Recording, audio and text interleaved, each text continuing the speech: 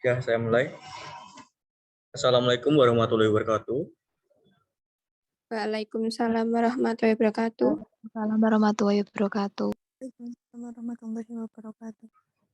Kami dari kelompok 2 akan mempresentasikan unsur intrinsik dan ekstrinsik pada prosa. Saya sebagai moderator yaitu Raihan Adi Saputra serta anggota kelompok saya yaitu Dita Putri Damayanti, Vira Abel Margareta, Gianisa Rahma Febiana, Lutfia Lestari, Eka Rizky Ardianti, Amala Rahmat Yastuti, sama Aulia Filma. Untuk slide pertama akan dibacakan oleh Febi.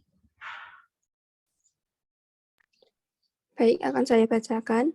Unsur pembangun prosa maupun karya sastra lainnya dapat dikelompokkan menjadi dua bagian, yaitu unsur intrinsik dan ekstrinsik. Unsur intrinsik prosa adalah unsur yang membangun prosa dari dalam. Sementara unsur ekstrinsik prosa adalah unsur yang membangun prosa dari luar. Untuk selanjutnya akan dibacakan oleh Eka Rizky. Unsur intrinsik prosa. Unsur intrinsik prosa terdiri dari tema, alur, tokoh, dan sudut pandang. Meskipun unsur intrinsik prosa dapat dipisahkan menjadi beberapa unsur, tetapi sejatinya setiap unsur akan saling berkaitan satu dengan lainnya. Hal ini karena kepaduan dari unsur intrinsik inilah yang menyebabkan prosa dapat berwujud. Slide selanjutnya akan dibacakan oleh Lutfia Lestari. Tema. Tema adalah ide atau gagasan yang ingin disampaikan pengarang kepada pembaca. Gagasan inilah yang mendasari isi keseluruhan cerita. Yang B ada alur. Alur adalah urutan kejadian yang ada di dalam cerita. Setiap kejadian tersebut terhubung secara sebab akibat sehingga peristiwa yang satu merupakan sebab atau akibat dari peristiwa yang lain. Slide selanjutnya akan dibacakan oleh Vira. C. Tokoh. Tokoh adalah pelaku yang ada di dalam cerita. Terdapat dua jenis tokoh di dalam prosa, yaitu tokoh utama dan tokoh tambahan. Yang D. Latar. Latar adalah keterangan mengenai waktu, tempat, dan suasana saat terjadinya peristiwa yang diceritakan. Secara umum, latar terbagi menjadi tiga, yaitu latar tempat, latar waktu, dan latar suasana. Untuk slide yang kelima akan dibacakan oleh Salma. Sudut pandang. Sudut pandang merupakan cara pandang pengarang dalam menceritakan pelaku dalam cerita.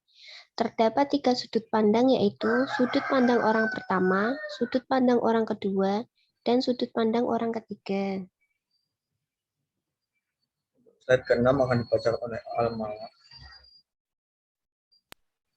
Unsur ekstrinsik prosa. Walaupun unsur ekstrinsik prosa berada di luar cerita, tetapi secara tidak langsung unsur ini juga mempengaruhi penyusunannya. Jadi bisa dibilang unsur intrinsik prosa adalah unsur pembangun yang secara tidak langsung mempengaruhi penyusunan prosa, tetapi tidak menjadi bagian di dalamnya. Slide terakhir akan dibacakan oleh Dita. Menurut buku ajaran kajian prosa fiksi, unsur ekstrinsik prosa adalah sebagai berikut.